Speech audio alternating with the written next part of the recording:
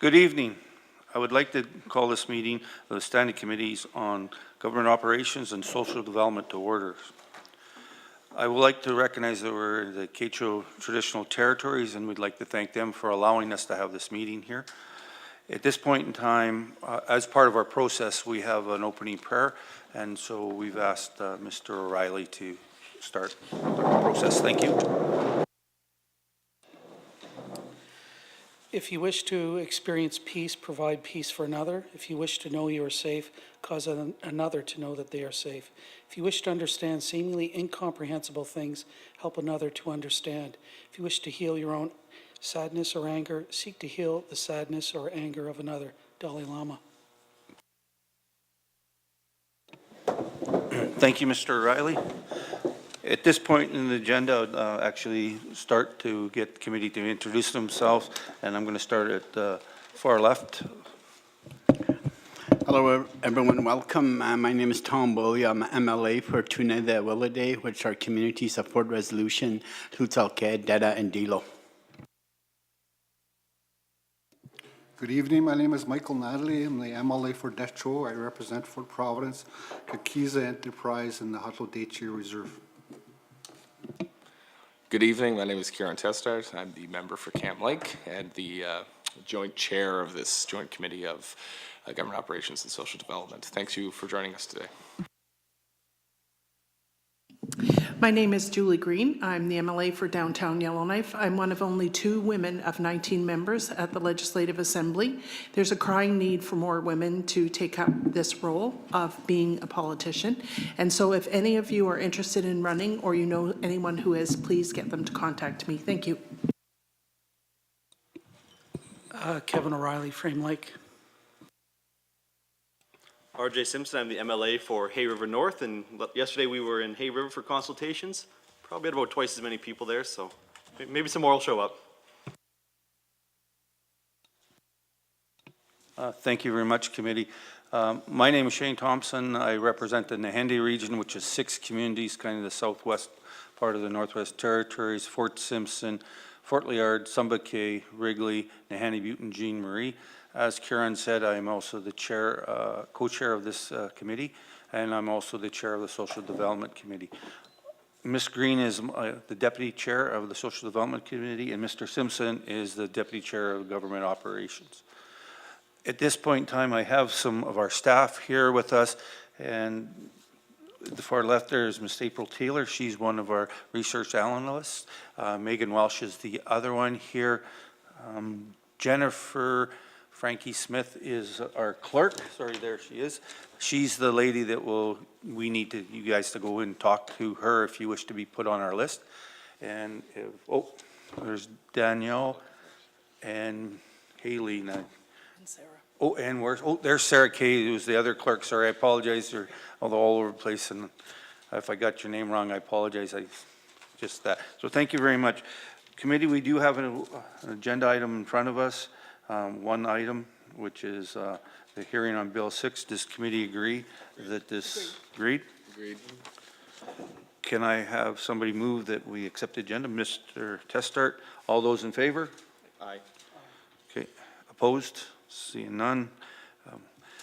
Is there any declaration of conflict of interest from the members? Seeing none. At this point in time, I'm going to turn the floor over to my co-chair, Mr. Testart. Thank you, Mr. Chair, and thank you all for joining us tonight. So we've started our consultations with a bit of background to help focus our discussions. It's important to remember that this committee is reviewing the legislation. We didn't propose the legislation. So we want our discussions tonight to really focus in on the issues that are in the bill, because that is ultimately our responsibility as a standing committee to make improvements to this bill and to review its contents. So to start off, this whole process began with the federal government. In April of 2017, the federal government introduced 2 bills to legalize cannabis in Canada. Bill C-45 deals with federal licensing and oversight of the cannabis supply chain. The bill also sets regulatory standards to protect public health and safety. This means that the federal government will manage all cannabis production and distribution. Offenses and procedures related to impaired driving are set out in Bill C-46. Right now, we assume that these bills will be passed.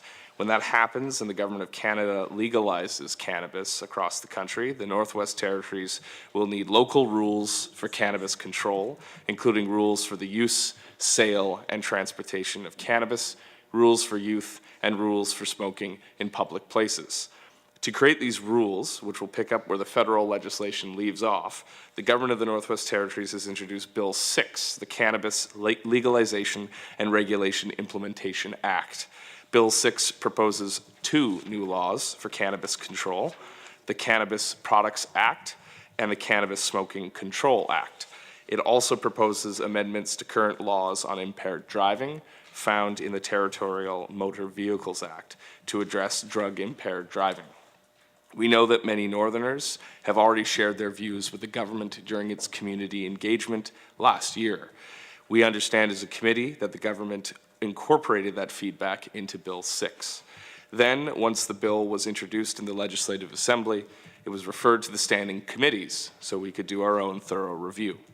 The bill touches on many different areas, from cannabis control to road safety, and that means it touches on the jobs of multiple standing committees. To that end, both the Standing Committees on Government Operations and the Standing Committee on Social Development are traveling together to coordinate our review of the bill. And we have been on the road since Monday of last week. So we've covered a lot of ground, and we're bringing it all back to Yellowknife for the final public consultation tonight. Together, our role as legislators is to look at how the bill might be improved, so we can to find questions that need to be answered and to hear from the public. That's why we're here today. Copies of the bill are available at the table at the front, as are some additional written materials. It's important to keep in mind that neither the committees nor the government can change or overrule the federal legislation.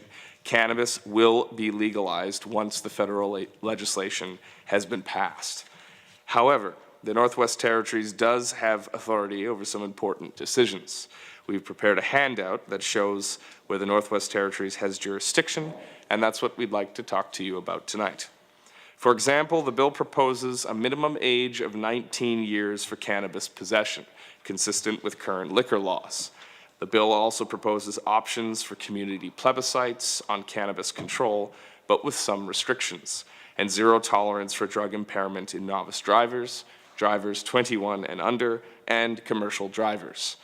You'll see that the bill also talks about rules for cannabis production and sales in our territory, rules for smoking cannabis in public places, guidelines for signs in cannabis stores, and rules for young people.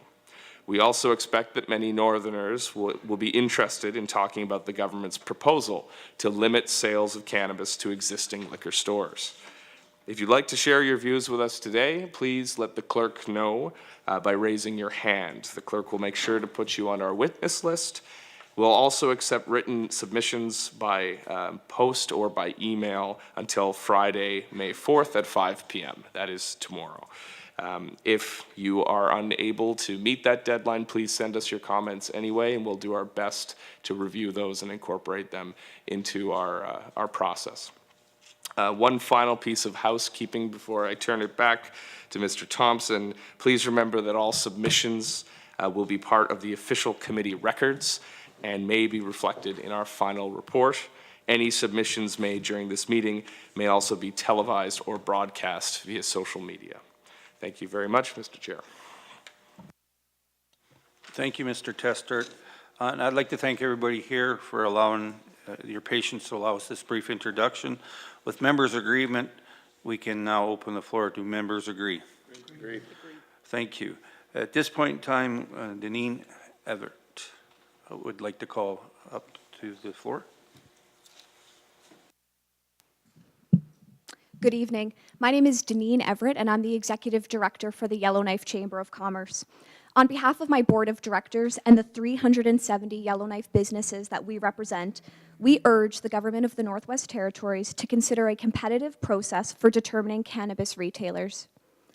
Our formal position is that if licenses are going to be issued for cannabis retail, Yellowknife entrepreneurs should have the opportunity to apply for those licenses and demonstrate that they can operate within the chosen regulatory framework.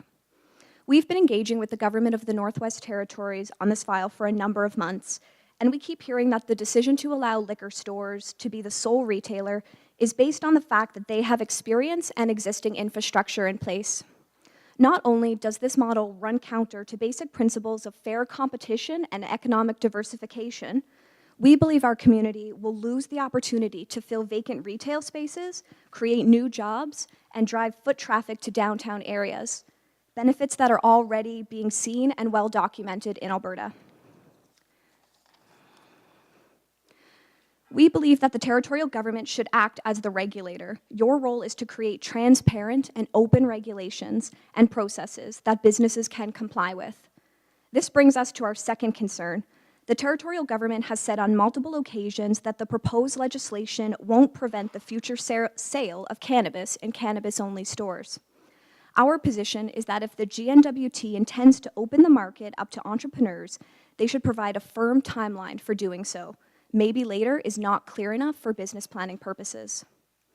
We're asking the territorial government to take an approach that supports small business growth and economic diversification in Yellowknife.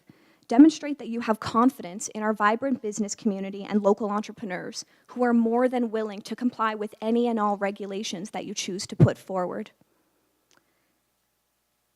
This is something that we've heard a lot from our members, and people feel very strongly about it. We've been engaged and participated in the Yellowknife public consultations, and from what we've witnessed, the number one question was, how can I start my business in this area? How can I get involved? And we feel that the current approach doesn't allow these entrepreneurs to take advantage of that opportunity. Thank you for the opportunity to share our thoughts. Thank you.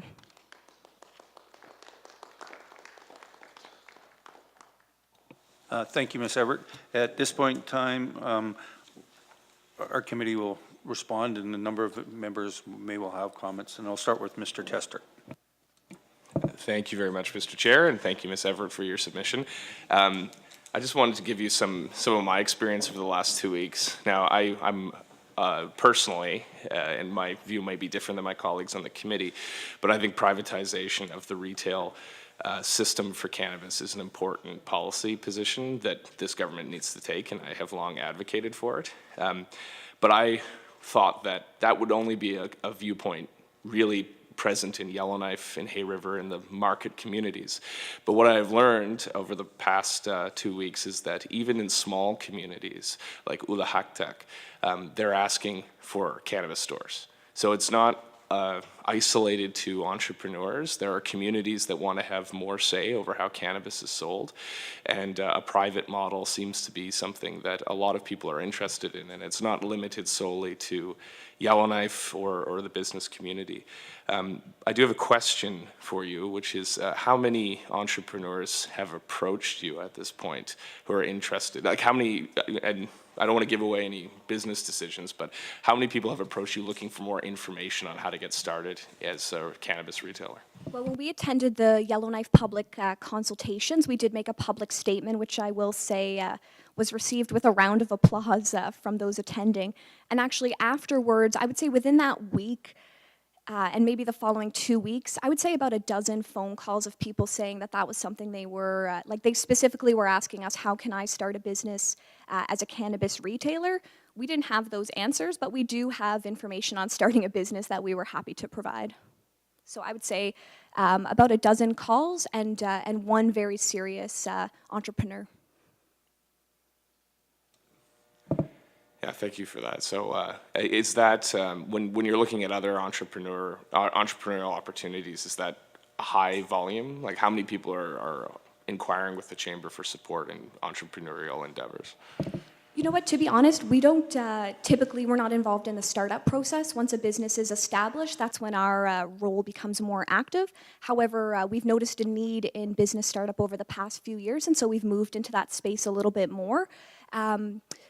You know, I would say that that is high volume for us. Typically, people aren't coming to us as their first stop for business startups. So I do believe it was our involvement in the public consultations and the words that we spoke that encouraged people to call us for more information. So I would say that that was quite a high volume, yes. Thank you, Ms. Everett. And finally, have you had a chance to look at what the other provinces have been proposing for, especially ones that have proposed laws that will allow private retail systems? Is there anyone that do you take a position on any of those, or can you give advice to this committee on which ones kind of suit the ideas the Chamber has for the Yellowknife retail system? Or sorry, for the Northwest Territories retail system? Yeah, absolutely. So we did perform an analysis. We compared how alcohol is sold in each of the provinces and territories in Canada, as well as compared that to the proposed legislation. We do have a spreadsheet that we'll be publishing online, probably tomorrow, so you can check that out, and that has our full analysis on there. The Alberta model is something, we tend to look to Alberta, I find, quite a bit for assistance. No need to reinvent the wheel, and I think the Alberta model is one that we would like to see here implemented in the Northwest Territories. Thank you, Ms. Everett. Thank you, Mr. Testart. Mr. O'Reilly. Thanks, Mr. Chair, and thanks for your presentation. If there's no date set in the legislation, and you mentioned this in terms of when the process for sales might be opened up, do you have any suggestions for when that should, what kind of date we should be looking at? Thanks. As soon as possible.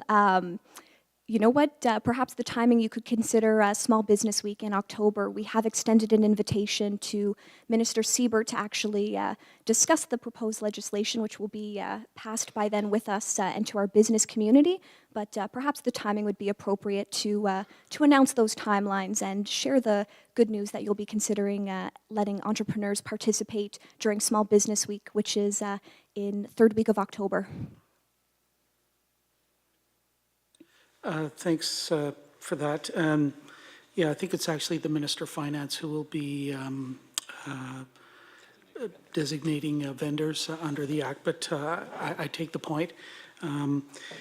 My colleague had asked about other provincial models.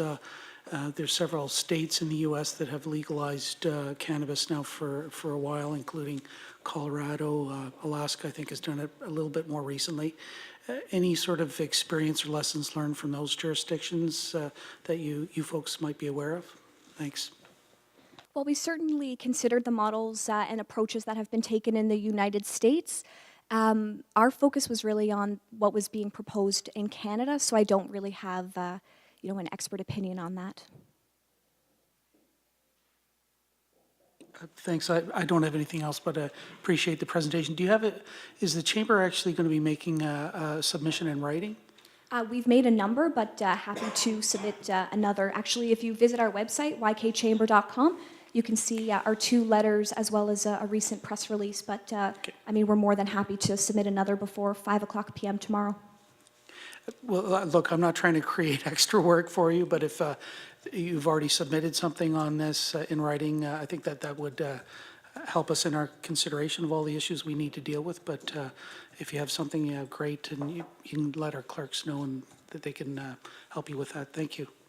Yeah, happy to, no extra problem at all. This is an issue that's important to our membership, and you can expect something from us. Thank you, Mr. O'Reilly. Mr. Simpson. Thank you, and I just have a brief question. The federal government put together a task force, and they released a report, and they said, at all costs, you should avoid selling cannabis with alcohol. And that's exactly what this government has decided to do. And so, there's an opportunity to still avoid that, but with legalization around the corner, that window is closing. And are you aware of any entrepreneurs who are, perhaps far enough along or have the resources or put the planning into to open a store within the next few months if that opportunity arose, or are we still looking at a couple years out? And you may not have this information with you, but I'd appreciate any help. Thanks. Yeah, absolutely. We read that report, and that was something that our chamber, my board of directors, discussed a lot. The chief medical officers from across Canada said that model was not appropriate because, and I believe the statistics were something like 80% of Canadians consume alcohol and only 11% consume cannabis. So when you're selling them together, you're creating an environment where people who may not actively be seeking to purchase cannabis are now exposed to it. And that was something that we were certainly disappointed to see here in the Northwest Territories, given some of the social challenges that we have in the vulnerable populations. And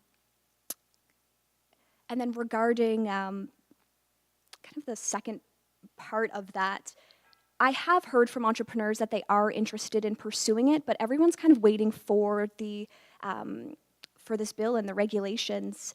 I think that it is something, there is social stigma, and entrepreneurs still have to go through that. But from what I've seen, I have confidence that the people who have expressed an interest are willing to create a safe environment and are willing to follow all of the regulations that you do put forward. Thank you. Nothing further. Thank you, Mr. Simpson. On our tour, we heard the same thing from every community they talked about was the opportunity out there. The one thing that, you talked about the report was, the alcohol, but it was also talked about tobacco. Like they said that those three products should not be sold in the same environment. We also heard from residents that, you talk about the 80% people drinking of alcohol and that.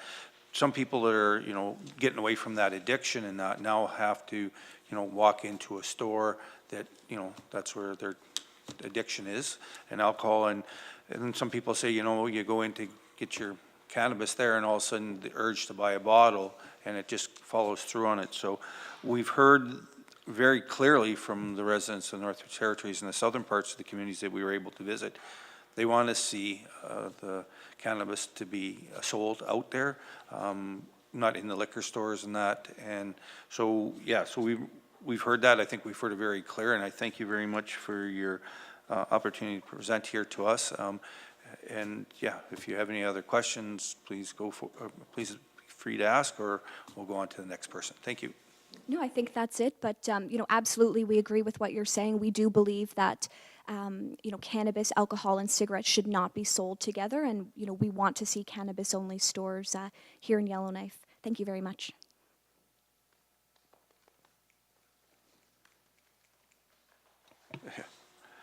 At this point in time, Denise Bowen.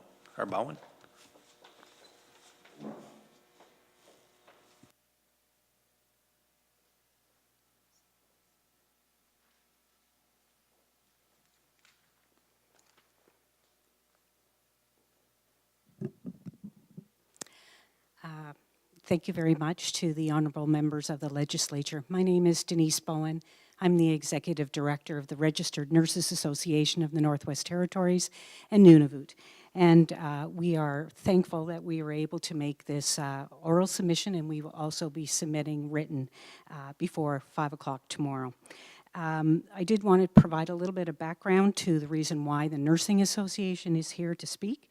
And we've looked at the Federal Cannabis Act, and it is, the reasons to do this are to protect public health and public safety, something that we are definitely interested in, reduce access to young persons, deter illicit activities, decrease the burden on the justice system, and increase awareness of the health risks.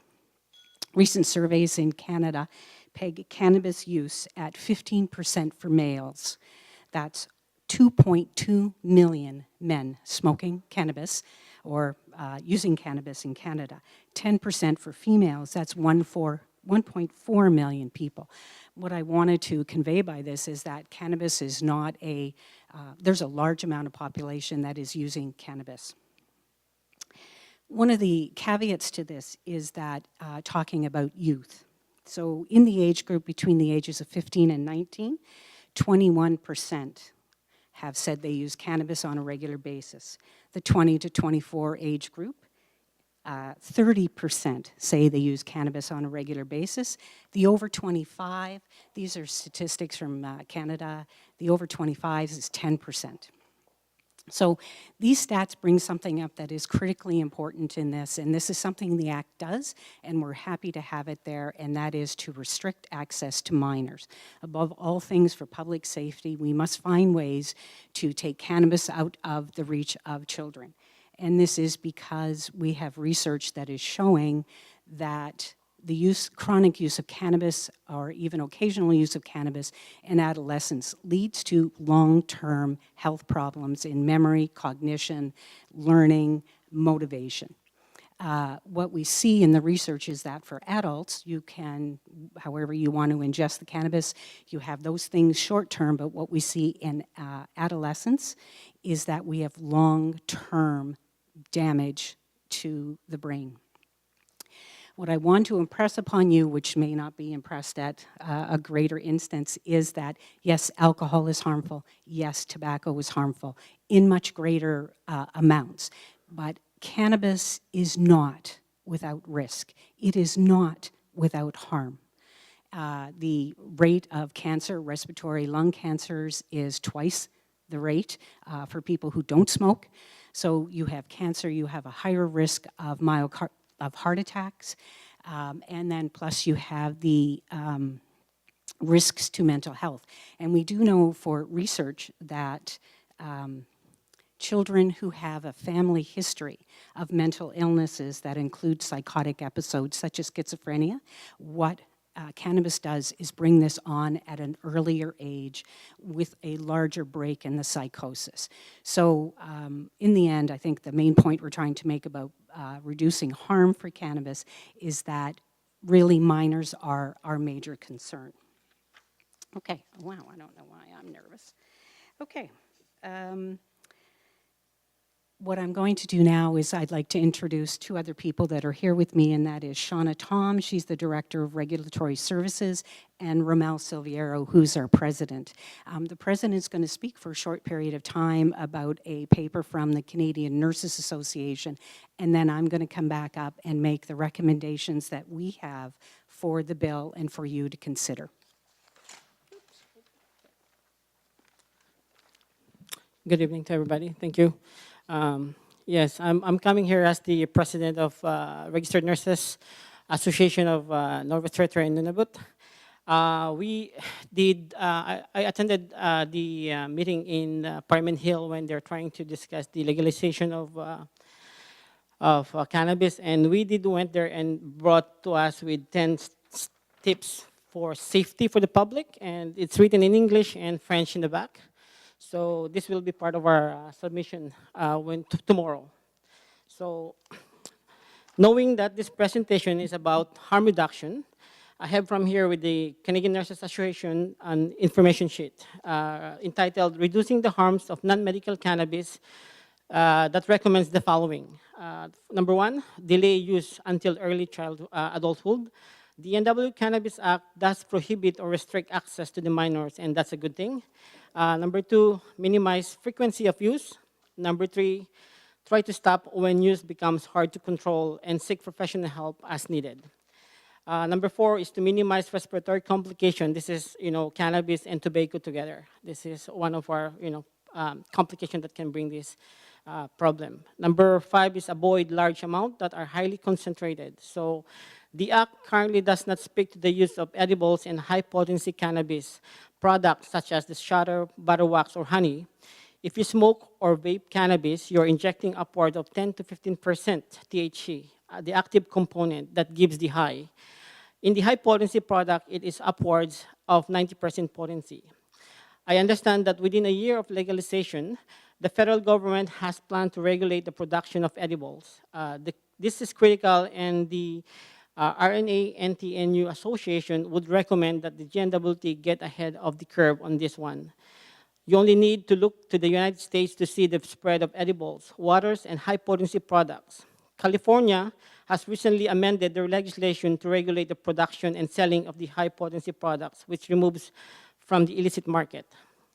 Number six, refrain from using a non-medical cannabis with alcohol. The choice of the government to sell cannabis in the current liquor store is hazardous, as it encourages the two products to be used together and exposes cannabis to people who may not have used or tried it before.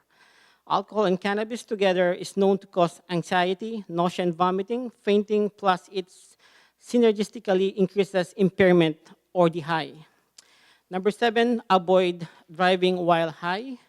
Number eight, share with care. Sharing joints, e-vaping, or other implement use can lead to the transmission of infectious disease, including meningitis, influenza, and other pathogens.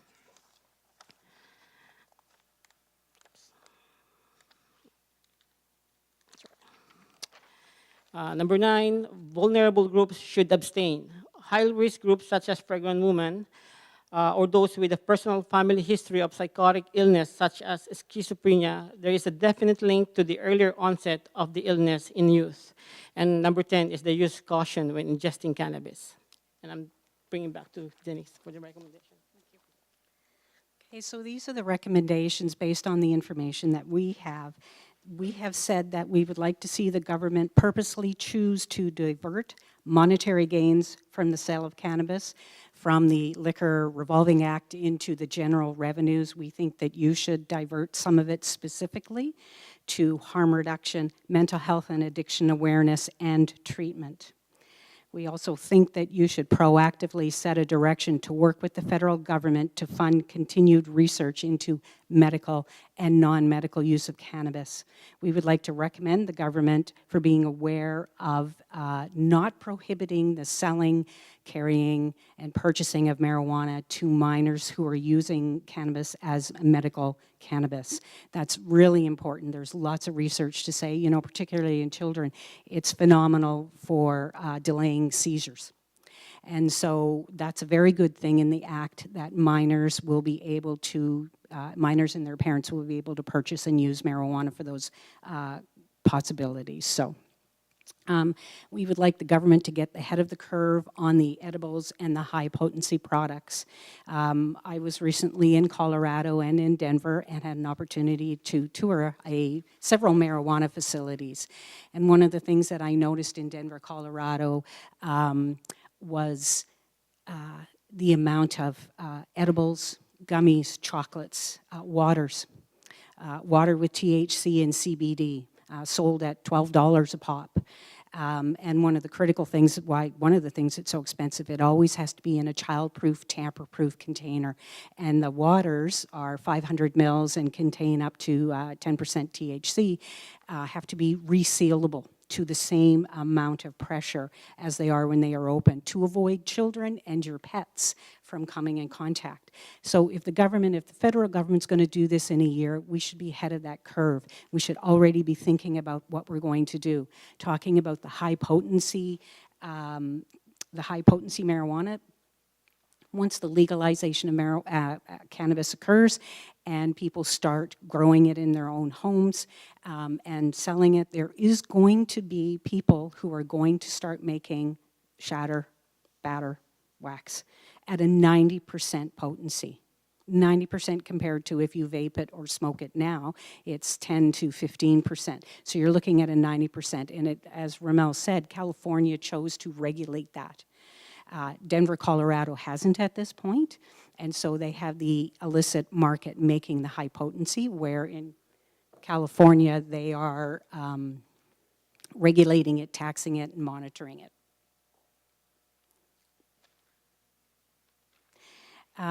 So I think that the government in this bill should try to get ahead of the edibles and high potency. We would ask that you reconsider where cannabis is sold, as both the Chamber of Commerce has mentioned it and Ramel mentioned it. Alcohol and cannabis don't mix. But we would also caution the government to choose to make in the bill specific notations as to where it can be sold.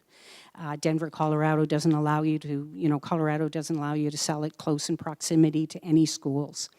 Driving around in Denver, what you see, and this is maybe to your, Mr. O'Reilly, your comment, what you see is in the low-income areas of Denver, Colorado, there's a Starbucks on every corner and there's a marijuana store a cannabis product store on every corner. You don't see that in the high-income places and you see it in the low-income. So the idea that you need to monitor and put into force where cannabis stores can be located.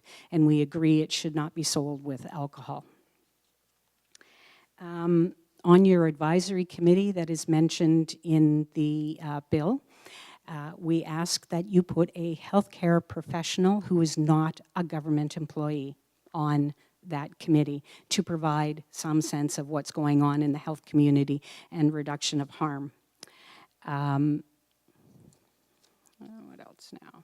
Oh, and when it comes to rules and criminalization of cannabis use and selling for minors, we ask that the government consider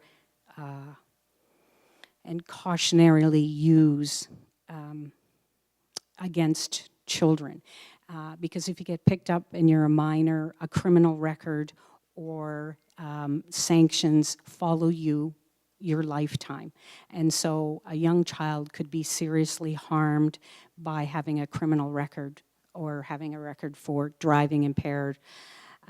So we would ask that there would be a consideration of restorative justice rather than someone having a criminal record. And it's interesting to note that 50% of Canadians who were surveyed do not believe that cannabis causes impaired driving. Although, when you look at crash statistics for youths, people under the age of 21, cannabis is the leading substance that is found in their blood for fatal crashes. So we thank the government for putting in some stringent recommendations on zero tolerance. We think it should be zero tolerance for everyone, just because there is this sense that it just doesn't impair people. So that's the end of our presentation. If you have any questions, we will be doing a written submission with all the stats and everything on this too. Okay. Thank you, Ms. Bolden. Mr. Simpson. Thank you very much for your presentation. I appreciate it. It's very factual, non-biased. I mean, a lot of stuff you hear it's one way or the other, you know, and that's the part of the history of prohibition was the study funded by the DEA in the U.S. or, was it a pro-cannabis lobby? So this is the kind of information we need to get out. And you talked about constricting supply, or keeping supply away from youth. And I was wondering if you have recommendations about that, because restricting the supply, it doesn't work. That's what we're doing now, and it doesn't work. And I always think of, smoking. Everyone and their dog used to smoke cigarettes, but through education over, over decades, we've really reduced that number. So, and you've done a lot of research on this. It's apparent. So, do you have recommendations of the types of education or how it should be delivered in terms of educating youth about cannabis? Yeah, I actually think the government of the Northwest Territories has lots of resources on that. You have to make smoking cannabis uncool. You have to make it something people don't want to do. You talk to a 15-year-old, they think smoking is gross. Some of them would think alcohol is gross. So it has to do with public campaigns, but they have to be targeted and they have to be meaningful to the people you're targeting. And so I don't remember, if you remember a couple of years ago, they had Butthead for cigarette smoking. And so the government had one person who was dedicated to having people stop smoking in the GNWT, and they went crazy. They had contests, they had Butthead. There was just an amazing amount of things. And I truthfully, a lot of public health things don't make a difference, but upstream this one did. It made smoking cigarettes to be an uncool thing. And I think that's, there's lots of resources out there. The government has a good track record, certainly on that. And seatbelts, the same thing. There's lots of stuff out there that people now wear seatbelts. I think you have to get out about for adults, you have to get out the things that we have from the Canadian Nurses Association about harm reduction. It's harmful to pregnant women. It's low birth rate. We know that their kids are born at a low birth rate, and we know that the children that are born from women who regularly smoke cannabis or ingest it in any way, shape, or form, that their children have poorer learning, memory, cognition. So it's not without its harms. So. Thank you, and I agree with everything you're saying. It's not without its harms, and for a long time, I think people thought it was harmless, especially when you see the effects of something like alcohol compared to cannabis.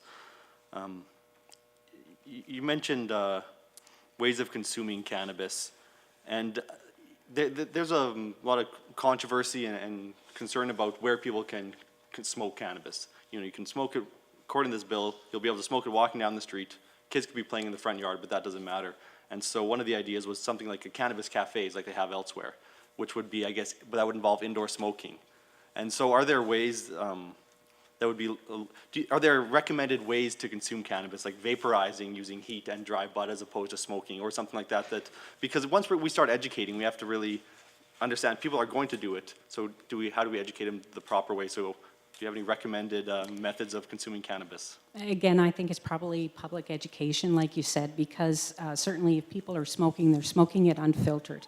And so the research does show that vaping or the other kinds of ways, dabbing and things like that, certainly cause less harm, respiratory complications. And so I think it's a little bit about public education and telling people, listen, you know, you're smoking it without a filter. But I believe one of my other colleagues is going to come up and talk a little bit about secondhand smoke and problems that occurs with it. Thank you for that and nothing further. Appreciate it. Thanks. Thank you, Mr. Simpson. Mr. Testart? Thank you very much, Mr. Chair, and thank you for your presentation. I agree with my honorable friend, Mr. Simpson. I think it's great to have factual information that we can use to better understand the public health concerns. And a lot of people just don't have this information. And that's what really struck me when we went out and spoke to people. One thing that seems to be a very large problem in our high Arctic communities is the presence of shatter and high THC products. So I was wondering if and you know, they've caused deaths in the community, and it's a serious public health concern for community members. So can you tell us a bit more about these high potency THC products, and specifically, are they safe for human consumption? Well, actually, the research, I don't know of any, we don't have any data of deaths attributed to high THC levels. But certainly when you're talking about 10 to 15% when you're smoking or vaping, and then you're moving into something like shatter at a 90% THC level, the high is it's skyrocketed. And that's very difficult to deal with. People make bad choices when they're impaired. And if they're impaired at a 90% level, their choices are even worse.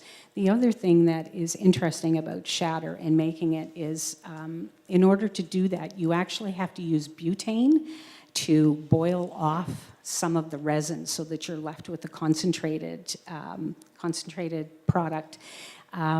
And what has happened is that people are doing that in their own homes. They're cooking it in their own home because, again, marijuana or cannabis is a harmless thing. And so they're using butane and they're blowing up their apartments, their houses, their garages. And so there is data on that is a particularly risky thing to do. And I think that needs to be part of the public education. I mentioned California because what they did was they knew that this was going to happen and they've regulated it. And they've said, okay, no, if you make it in your house, it's illicit, you're going to go to jail for it. However, we allow a company to do this, and the company makes the products. Therefore, it's regulated. The government has oversight. You can tax it, and you can ensure the purity of it, that it isn't mixed with something else like, good Lord, whatever happens if they mix it with fentanyl. You know, we're into a whole different ballgame then. So I don't know if that answers your question. No, that is helpful. And again, whatever, I think, you know, we didn't see police reports or anything like that. We're just hearing from people. Mm-hmm. And, you know, but that product in particular was very much on the minds of folks in those communities.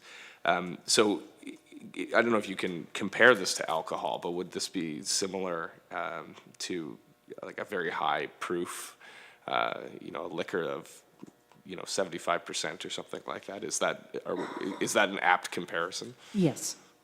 Yes.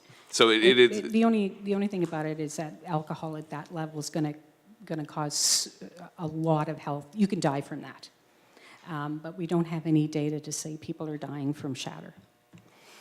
So it wouldn't be kind of unleashing a dangerous product onto the market of high potency THC products. None of the health information. Okay. Yes. Nothing further. Thank you, Mr. Chair. Thank you, Mr. Testart. Ms. Green? Thank you.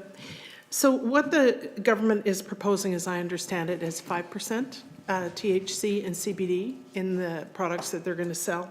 And one of the reasons they have for legalizing the product is to standardize it. And so to ensure secure supply for users of any age. So given that information, is there any amount of cannabis that it's safe for youth to consume? No. Zero amount. Recreationally, zero. Zero THC, no.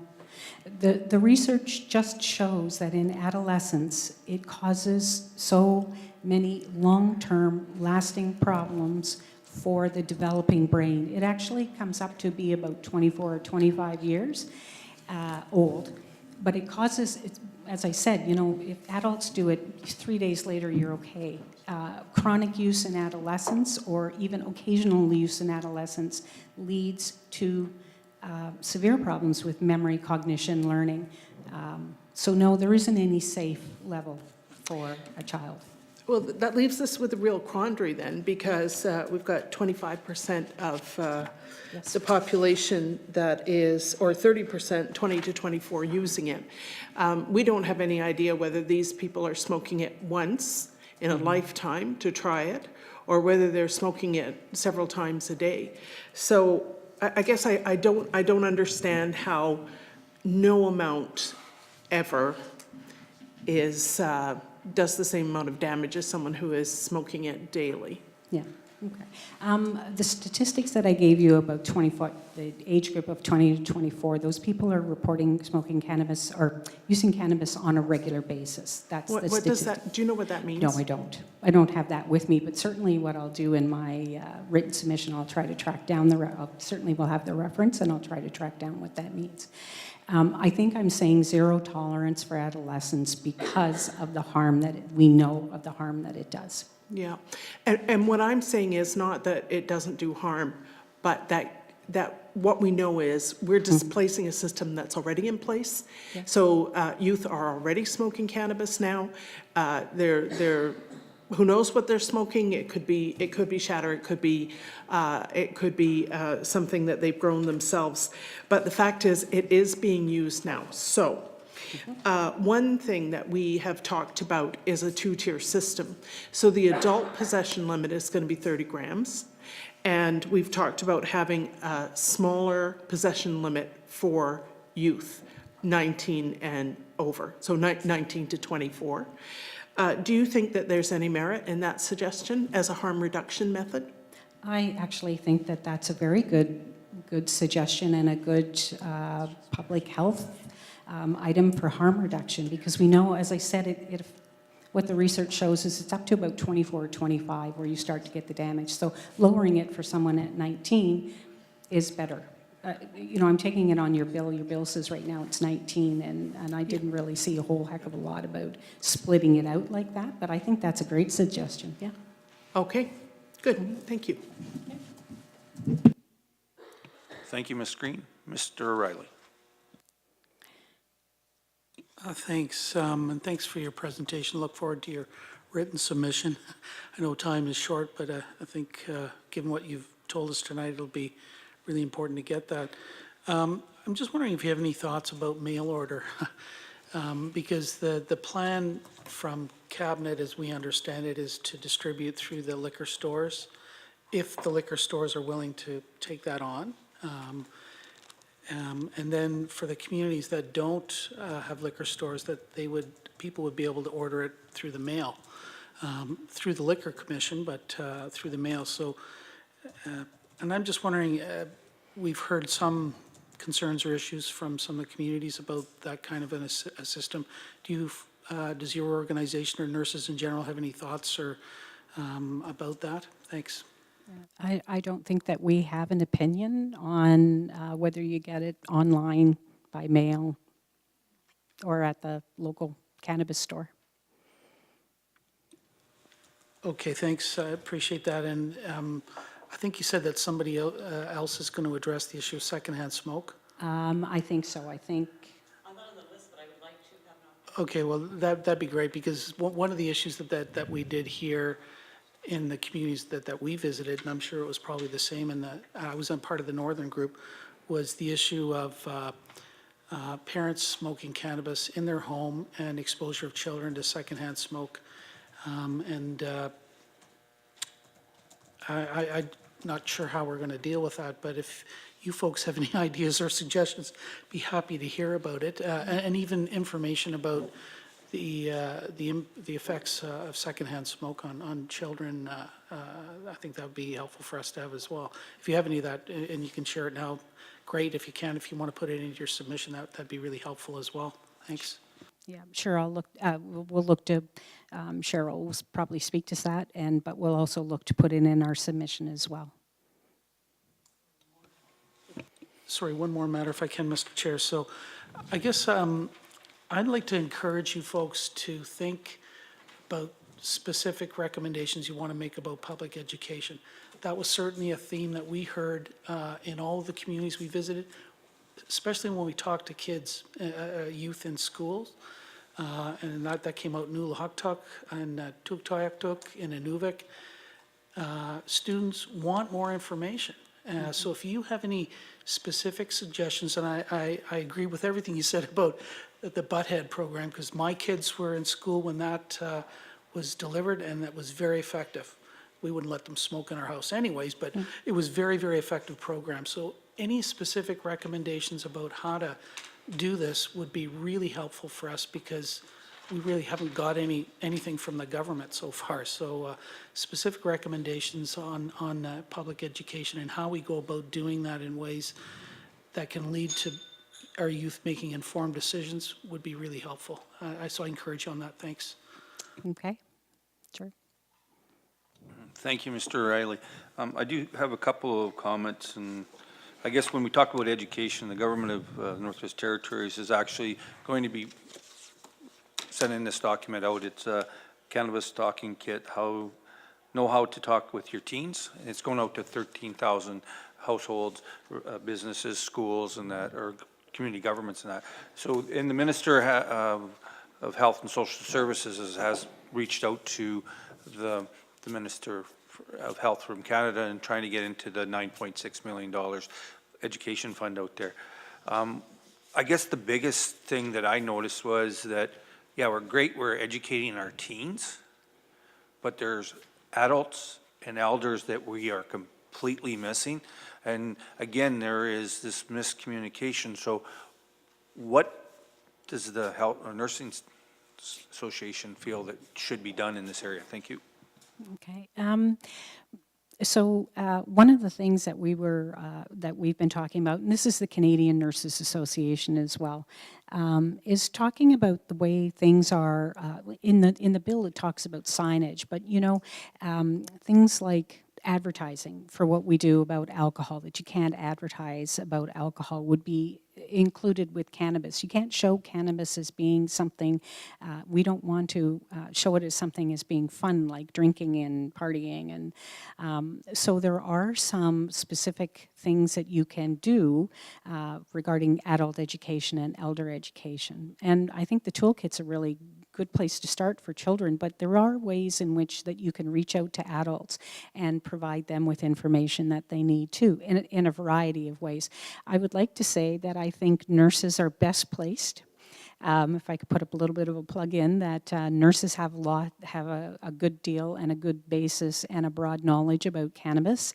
And I would think that nurses are in every community in the north, except for a few that I think that you have in yours, Nahanni Butte, that nurses are probably best placed to be part of a broad-based, across the territories, education on cannabis.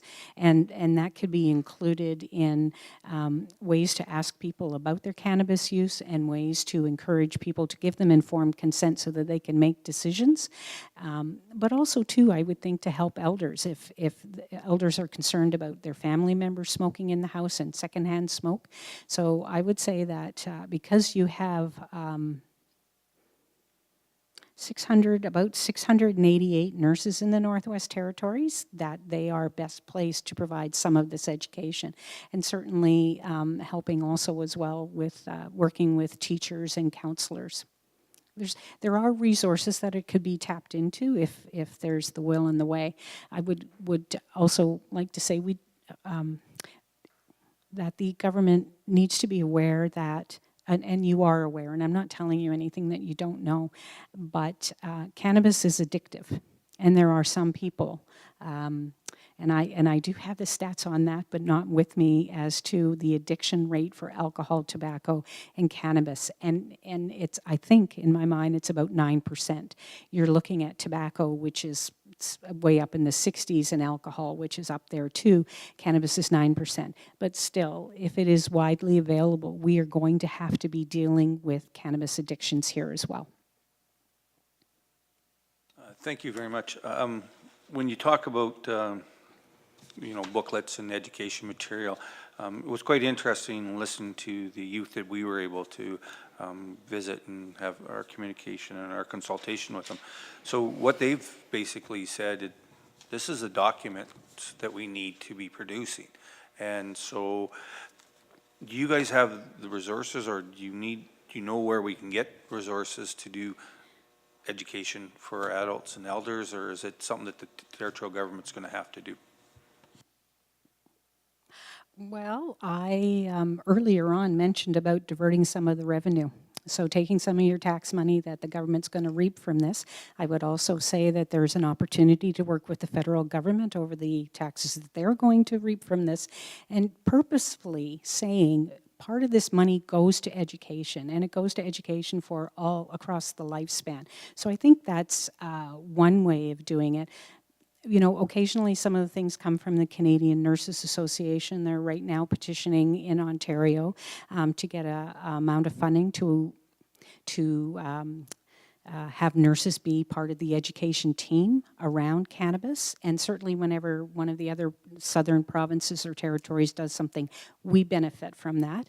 We have a close working relationship with the government, and if anything comes our way, we're willing to share that.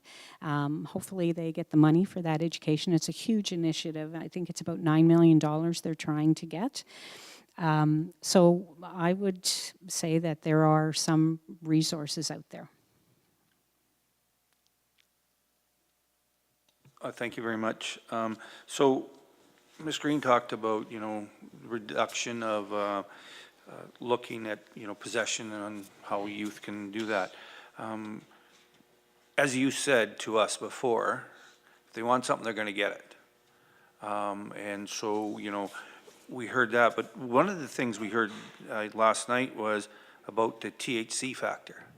Would that be something that you would look at, saying that between the ages of 19 and 25 or 19 and 24, that the government should look at, reducing the potency of, the cannabis there? Is that, or do we just say that, like you said, they're going to get it when they want to get it? So, well, I think that's the risk that the government is running, both federally and here. If you're going to have a THC level in the product that is sold legally at 5%, yet I can probably get some buds right now and grow my own that has 10 to 15%. What the purpose of this legislation is to take it away from the illicit market. That's our product, or the government's product, has to be as people will want it as much as they want to go into the illicit market. So if you lower the THC levels in the illicit market, in what you're using, the illicit market's going to step up. People are going to start growing their own that has a higher level. And it was interesting, I don't know if you've seen this about Colorado, one of the things, there's a lot of lessons to be learned from Colorado actually, and they've got a bunch of papers out.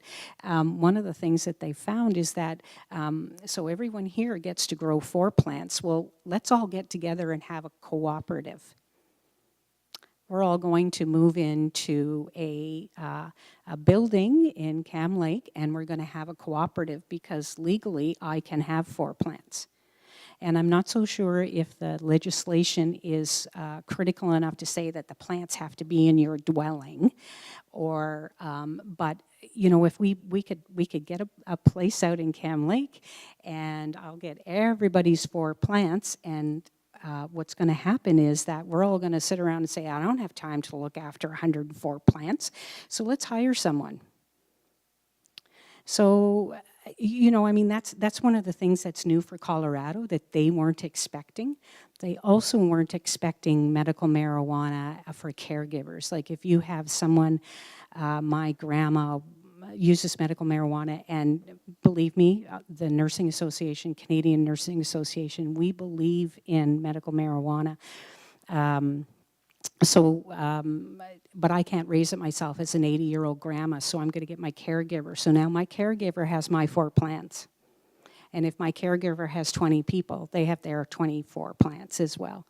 So I think that that was something else that Colorado was dealing with that, you know, that's could be awareness. One of the things I didn't mention, I'm sorry for taking up your time, but I did want to talk about money going back into medical marijuana. The concern is amongst the healthcare professionals that once cannabis becomes legalized, that there is not going to be an interest in doing research in medical marijuana. And what that's going to do is it's going to leave people on their own to figure out what route, what dose, what time, how much, is this bud better, is that better, is this better? So I think that that is an issue that needs to be addressed, and we would like money to be, money to be diverted. And both, now maybe the government, our government can't do that, but certainly advocating at the federal level that funding has to continue for medical marijuana, because you just don't want, you don't want people with 1,000 different diseases using 1,000 different things. You need to know what's the best type of marijuana, cannabis for this particular illness, what's the dosage. And so, as I said, there is a real concern that once it becomes legalized and recreational, everybody's going to walk away from it. The physicians are going to walk away from prescribing it, so are the nurse practitioners who just go, oh, you can get it at your local store. And it then becomes an alternative health product. It's not regulated, it's not researched, and people are just going to be flustered and out there by themselves. So I think that that's another caution. I wasn't bringing it up because you had asked me to stick to the bill, but it is a real concern that we're going to lose that. Thank you for that. Just one other comment, and I'm going to turn the mic over to Mr. Testart. We did hear a lot of that in our consultation with the people in the communities, was that money needs to be brought into wellness, treatment, and enforcement, because a lot of these communities are going to see this influx of cannabis, which is going to be legalized now. Right now, that we all know that cannabis is in the communities. We know that, we understand that, but we're going to see a bit of an influx, and so the residents and the leadership were talking about the importance of, you know, allocating money right now. Presently, the territorial government's going to get 70% of every dollar, and the federal government's going to get 30%. So we're looking at this as, you know, an opportunity, should this money have an increase, because right now we know it's going into the revolving fund, and we understand that it's actually going to go, the government's potentially looking at going to 12 million, because right now it's at 6.5, and so they're trying to raise it to 12 million. So what we're looking at is that there's this other surplus. Instead of putting it into general revenue, we would like it to, you know, education, wellness. When I say we, the people that we've listened to in that. So in regards to the question about plants, 75%. Well, is it 75%? No, I've been corrected now. It's 25-75 or 25-75. But I'll turn the mic to Mr. Testart in regards to the plant topic. Thank you, Mr. Chair. So our understanding of the bill, and we didn't write the bill, of course, but our understanding of the definition of household, although can be some interpretation, but it should be limited to, you know, if 2 people live together, that's a household. If there's a separate area of the residence, like a renter's suite or something, that could be considered a different household. But to say, you know, we can take all our plants to a different location and start a grow up, that is well outside what the government's contemplating. It might need to be finessed, but that is not what the bill's intended. But thank you for raising it. That's something we'll look at. But our understanding is that the legislation doesn't create that concern as it's currently written. And Colorado was, they were gobsmacked. They didn't see that coming as well. Yeah, well, I mean, you know, people have approached me saying, how do I start a co-op? By doing exactly that. So, you know, it is on the minds of people, and perhaps from learned experience in different jurisdictions. You mentioned the importance of medical cannabis, and that's something we heard with the Northern Group heard throughout our travels as well, that people really see value in the medical system. So I agree with you that it does need to have continued support. But I think there's still a need for it, right? Especially for young people, because there won't be an opportunity for young people to consume recreational cannabis. So the prescription is there. But I think, you know, we also have to have an honest conversation about the medical cannabis system. It's, you know, there are many people who are on it who don't need it, who are using it recreationally. And much like we saw with Prohibition back in the 30s, they're getting they got prescriptions for booze back then so they could enjoy a drink, and people are getting prescriptions for cannabis. So I think you'll see it even out. But you know, as long as we continue to support it with medical research and healthcare, I don't think it's going to wither on the vine. But that is a federal responsibility, and outside of our hands is the territory. But we do have to ensure that our health system reflects this important medicine and that access is made plenty available. So just my thoughts on those points. And I would say that, I know it's the federally, but I would also say that we have an opportunity to advocate, or the government has an opportunity, any chance they get to advocate. And certainly there is lots of talk in the medical community, because there are physicians that are reluctant to prescribe it just because, for the reasons that you have said that people are misusing perhaps the prescription for medical cannabis. And the physicians are talking about not prescribing it. And so there is a real risk, and if I can find the reference to that, I'll include that in the submission as well. A real risk that prescribers are going to walk away from it. And I mean, the research is just, whatever has come in so far is amazing about some of the things that cannabis can do for people, for PSTD, for seizures, for pain, for, you know, just Parkinson's. So. Thank you. I had another question, and forgive me if it was asked or if it was provided in your submission, but there are quite a lot of public concern around the age that's being proposed of 19 for cannabis. And again, our understanding from our conversations with the government, with the minister who's sponsoring this bill, is that 19 was picked because 19 to 25 is the age group where the most consumption, and I think your stats reflect that, and that the effort is to cut down on the illegal trade, sale, and consumption. However, we also have this health information that indicates it could be very unsafe for up to 25. Now, we also spoke to young people, and we asked them, in all of our engagements with students, our questions were always, if the limit's 25, do you think kids will wait? And they said no. Yeah.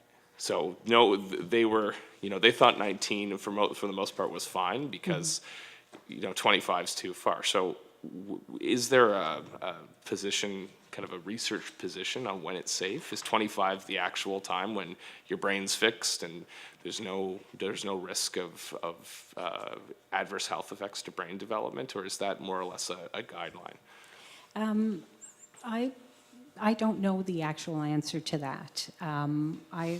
I would probably say, from the things that I have read, that we know it affects people up to around the ages of 24 and 25, because the brain continues to grow in specific ways up into that age, and it seems to be that cannabis affects that. I think what we would say for harm reduction is that we need to get the message out that really you can't be using it when you're, you know, an adolescent. Like, it shouldn't be uncool to use it when you're an adolescent. Because long-term chronic use does cause harm. So you know, it's a conundrum, because if you do put it up to 25, you're right. You're just going to feed into the illicit market, and there are so many benefits from regulating it and getting a hold of it and doing the education. So you know, I can't give an answer to that. Thank you. So, and I appreciate that it's complex, but do you think 19 is sufficient from a public health perspective? No, What would your preference be? 24, 25. But I also want zero tolerance for for driving as well for everyone. But I mean, we, the Canadian Nurses Association and our nursing association, I'm not speaking for myself, but. Okay, thank you. Nothing further, Mr. Chair. Does anybody else have any questions for Mr. Bowden? No. Thank you very much for your presentation. And Caroline Wozniak.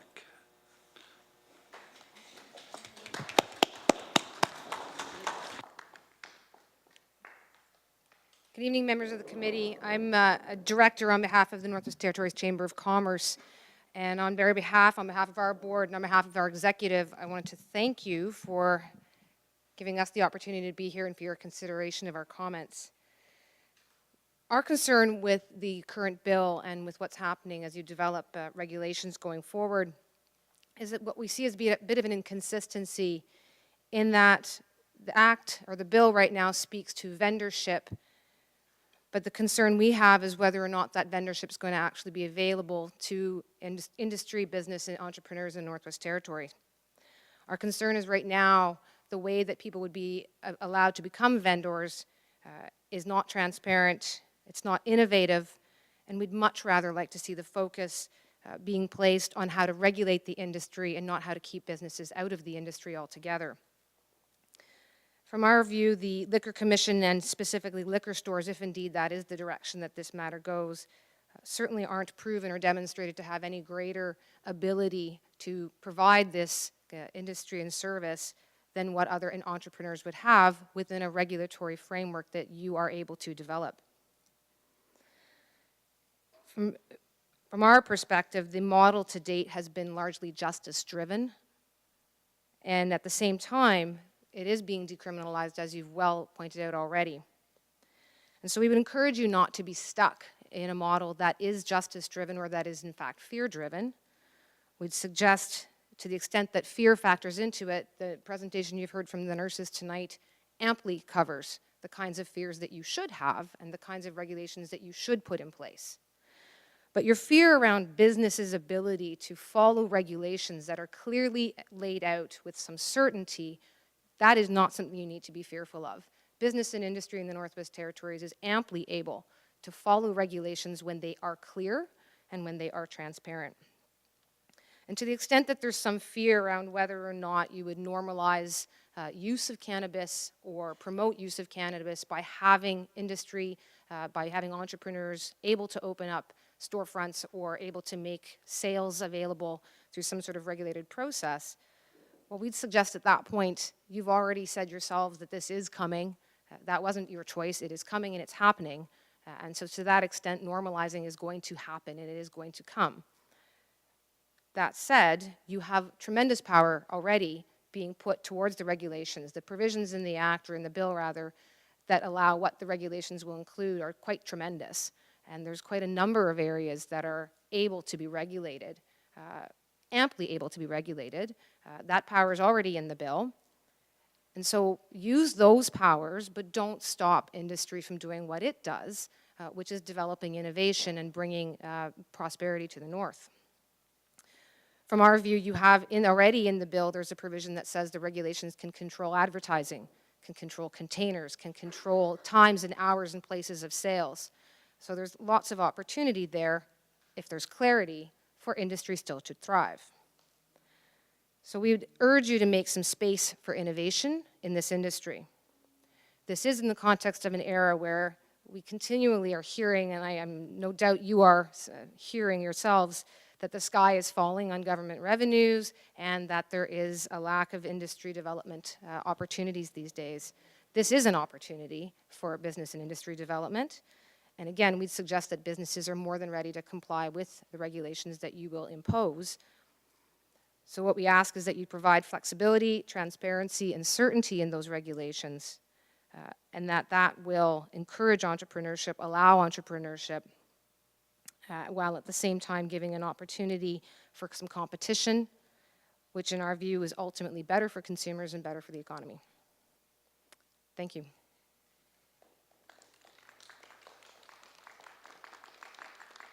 Thank you, Ms. Wozniak. Mr. Simpson, and Thank you for that. And,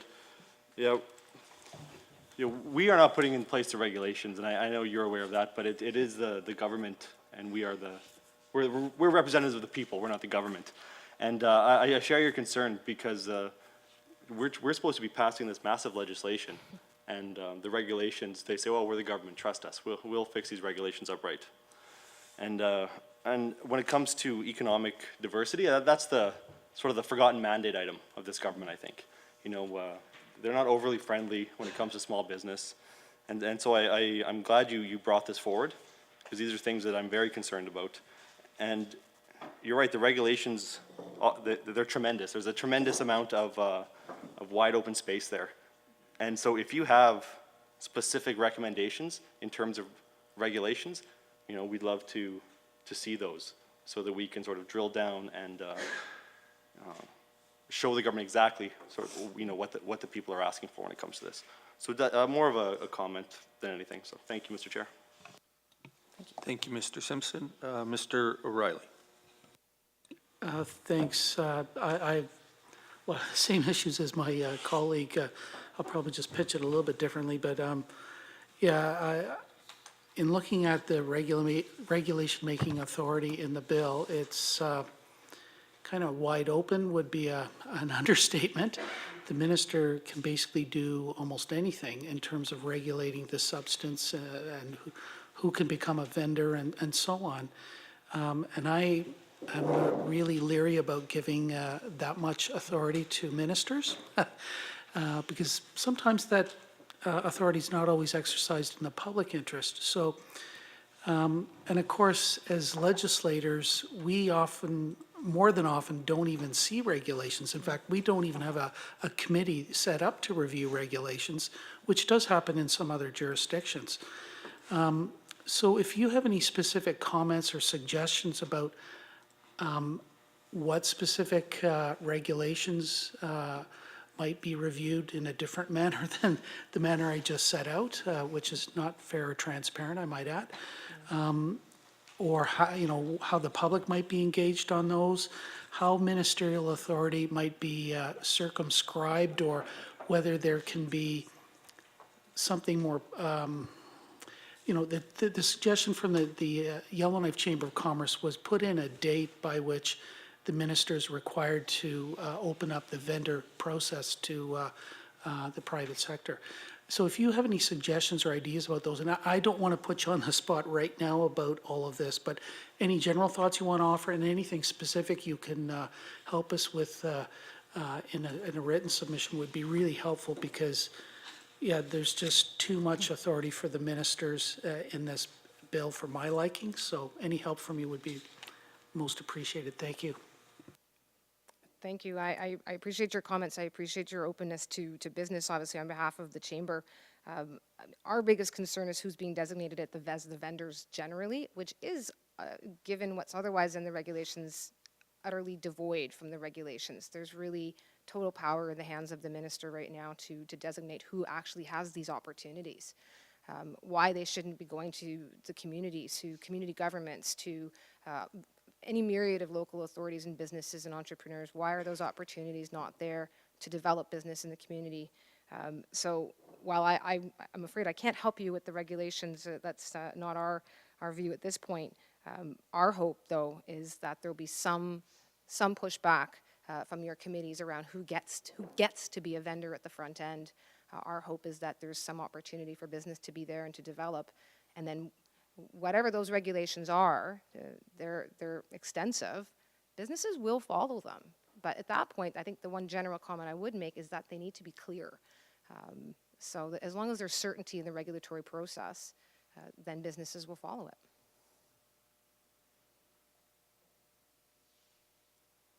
Thank you, Ms. Wozniak. Mr. Beaulieu. Thank you very much. As a representative of small communities where there are no liquor stores, I have one fly-in community, which would mean that if an individual wants to buy legal marijuana, that would be actually an additional $450 to get to a liquor store. So I think that this current system that the government is proposing will give opportunity for the small communities to continue with illegal marijuana or illegal cannabis. I think that the opportunity of giving businesses an opportunity in the smaller communities as well, even the fly-in communities, is a good suggestion. I think that it's important that if you don't do that, then I think you're actually adding to the illegal marijuana in the small communities. I think there's no question about that. It exists. It's there. It's there in Yellowknife. It's going to be in all of the communities that do have liquor stores. Just by having them restricted to liquor stores alone in the 6 communities that do have liquor stores, it'll be difficult. It'll be a difficult task to remove illicit cannabis. It's going to be almost impossible in communities that don't have liquor stores. And so I like the comments, and I agreed with Yellowknife Chamber as well. But as you represent communities that I represent, I agree that there has to be outlets in the smaller communities that would sell the safe cannabis to people that want to use cannabis. Thank you. Thank you, Mr. Bulio. Well, I thank Mr. Beaulieu. He actually reminded me of something I had thought to mention from our perspective, which is that, again, in speaking to the provisions that say that the minister gets to decide who the vendors are, something that came to mind from the perspective of all of the North is that Northerners are very resilient. And if you give them that opportunity to solve a problem, like, well, there's not maybe as many outlets or business storefronts in a small community, it's our view that businesses will help solve those problems in a competitive way because they are motivated to do it. So thank you for reminding me. Thank you, Mr. Chair. That's good for me. Okay, thank you, Mr. Bulio. Mr. Testart. Thank you, Mr. Chair, and thank you, Ms. Wozniak, for your excellent submission. And I think business can actually solve a problem that many communities have been facing in regards to the illegal trade of cannabis, which is bootlegging. And we asked some local leaders in the far northern communities, what would you do? What would be your recommendation to help stop bootlegging? And they said, make it cheap and make it plentiful. Because when we've tried that with our liquor restrictions, we've seen a decrease in abuse and a decrease in bootlegging. And I'm sure businesses aren't thinking, we're going to put bootleggers out of the market. But that, I believe, is something that will happen. And this is mostly a supportive statement, but if we have private stores that aren't overly restricted in where they can operate and open, then we will see access to something that is already throughout the Northwest Territories and nearly all of our communities, well, most likely in all of our communities, have a place where it can be regulated, sold, and controlled by local communities. So this is something I believe very strongly in. This is something that I feel our consultations have demonstrated. There is a clear public policy objective that meets the needs of the people. And you have my full support in trying to move this legislation forward towards full privatization. And so my one question is, because I know your legal background as well, are you aware of, I'm hesitant to try to legislate business licensing and business opportunities. Those are more properly left to regulation, so governments have flexibility to alter those regulations and suit the needs of the industry. So how do we go forward from here? Do we have to just trust that the government will do this and put that kind of pressure on them? Or do you see an opportunity for an amendment here, for some sort of amending solution to what's currently being presented? Thank you. The only solution, if I'll take a step back and saying that there really isn't a lot of clarity around whether in fact or why the liquor stores are getting this. It sort of seems to be, I realize it's in some of the materials from the government, but it's certainly not something that we find very clear in terms of the Act. At which point The only thing that you can see in the act is at the very beginning where they say that the minister designates the vendor. So the only suggestion I could offer to you on behalf of the NWT chamber is that within there should be some direction as to what's going to fetter the discretion of the minister, so that it's not just whomever the minister or whatever entity the minister likes, that maybe the minister needs to be directed on behalf of the members of the people of the Northwest Territories to actually have some sort of criteria that whether it's, and this is where I haven't necessarily thought that through, but that's an opportunity to ensure that when they exercise their discretion, they're doing it with innovation in mind, with business opportunities in mind, with equality for business opportunities in mind, and openness in there as well for businesses in the north. You have till Friday at 5 to figure that out. No, and I very much appreciate that, and I appreciate as well that we've heard from both the Yellowknife Chamber with a very similar submission, and now the NWT Chamber. So this is something that I believe personally that business is more than ready for, and we need to give them the opportunity to lead on this. And I think it goes deeper than just giving people an economic opportunity. This is a way we can achieve some real public safety goals, a way we can resolve a long-standing issue of bootlegging and shut down the illicit trade of narcotics in our communities. And thank you again for your submission tonight. Nothing further, Mr. Chair. Thank you. Thank you, Mr. Testart. I'm not going to elaborate any further on what you've heard from my colleagues here, but I do have to say one of my communities is Fort Liard, 2 hours away from BC. And so what I've heard in that community is, well, you know, if I'm going to do a mail order, I can drive 2 hours and go to Fort Nelson to purchase the product. So again, you know, the other question though is it, you know, we've seen what happened with liquor and the, you know, provincial governments have an authority over that just recently through the federal government or through the Supreme Court.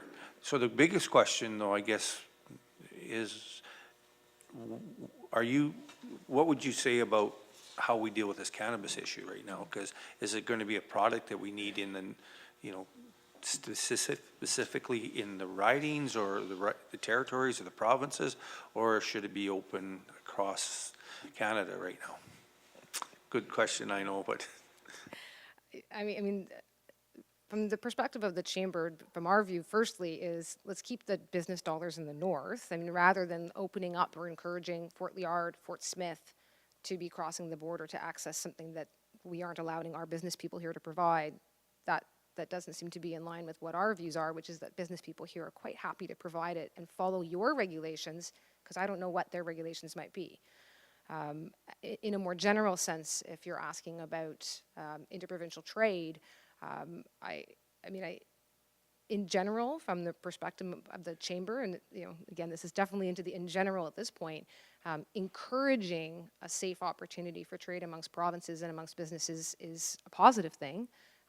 But we want to ensure that when we do that, that we've given the tools to the entrepreneurs in the Northwest Territories to ensure that they've developed their businesses, that they've had a chance to develop a business, that they've had a chance to create a sustainable model here, so that people aren't kind of forced to buy online down south because they can't really get what they want here. And that's where the regulations come into play, that the more they are restrictive, unclear, slow, and grinding, a local industry is going to have a tough time developing. And people are going to start looking elsewhere. So yeah, interprovincial trade, I'll kind of sidestep it with that. But again, back to the let's give the local industries a chance to develop, and they can compete. Thank you very much. I guess the one question I do have again is that when you talked about the minister and the bill and that, and you know, he has the authority, would you recommend that part of the bill say in consultation with the local community? Because again, right now he has the authority, and you know, whatever minister is there, sometimes he's not going to know what's going on in the communities and without consulting with them. So your direction on this? I mean, you know, again, we don't want to, it's a balance between, there's a fear that if it's entirely in the hands of one minister to decide if or who gets to run a business is a bit concerning. But a lack of any direction overall lets the situation that you're currently in develop, which is they can kind of come out and say it's going to be the liquor stores.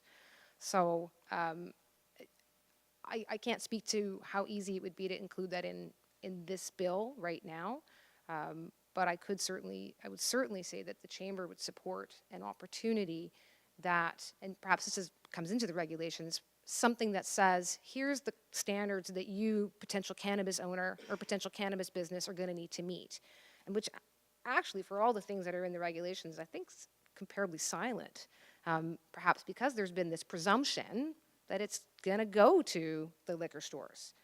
But why shouldn't the regulatory powers include, and the minister will provide regulations that state, you know, you've got to be 25 to run this business. I mean, if that's going to be sort of a way of regulating a little bit around that. You've got to be 25 to open the business. You've got to have a clean record. You've got to have this, that, or the other thing. You have to show that you've maybe taken a course run by the nurses about how to sell safely.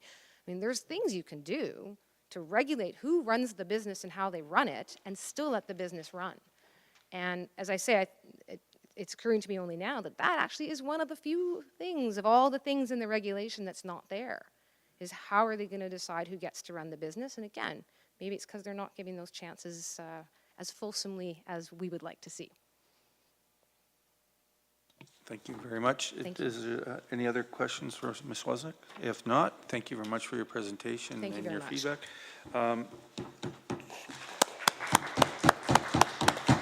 Cheryl Case.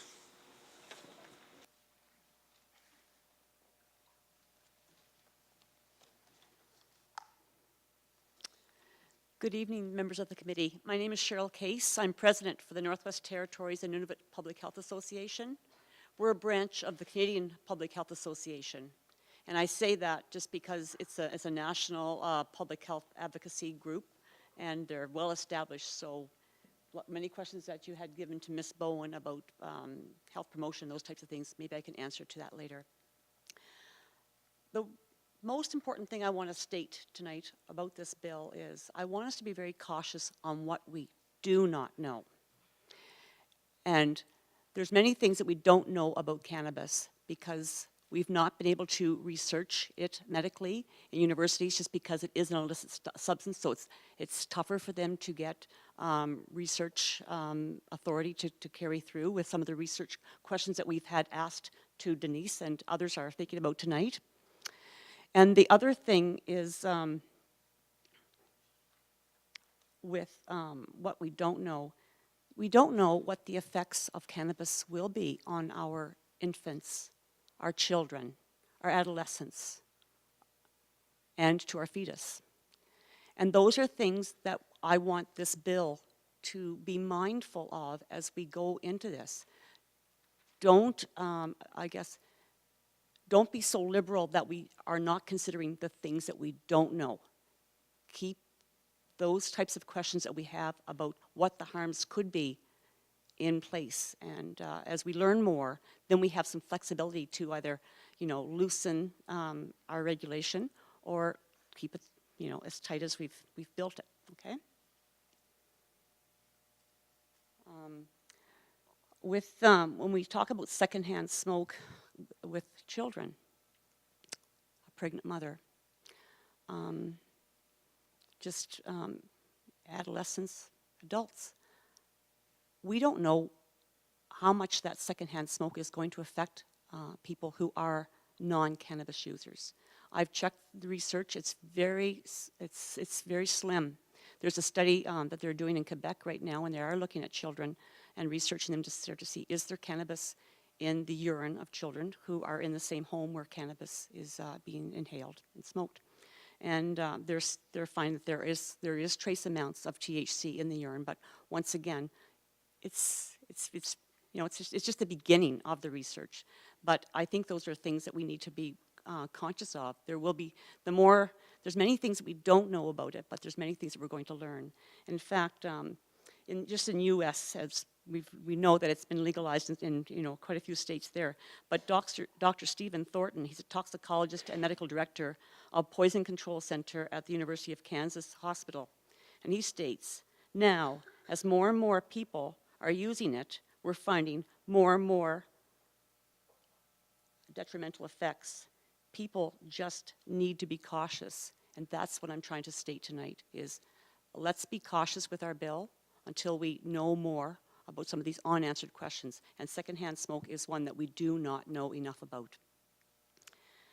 The other thing I want to talk about is establishing limits for the product advertising. I think in the Northwest Territories, around alcohol and tobacco, I think our territory does a very good job of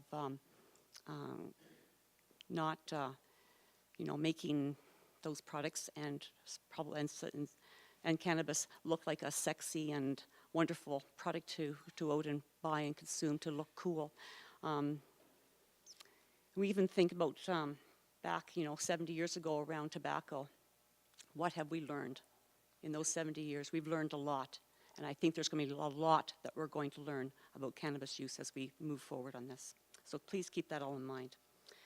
The last thing I wanted to speak about was the THC taxation. Now, I know that Ms. Green said that the maximum amount would be 5% THC, I think, in the products that we'll have legislated here.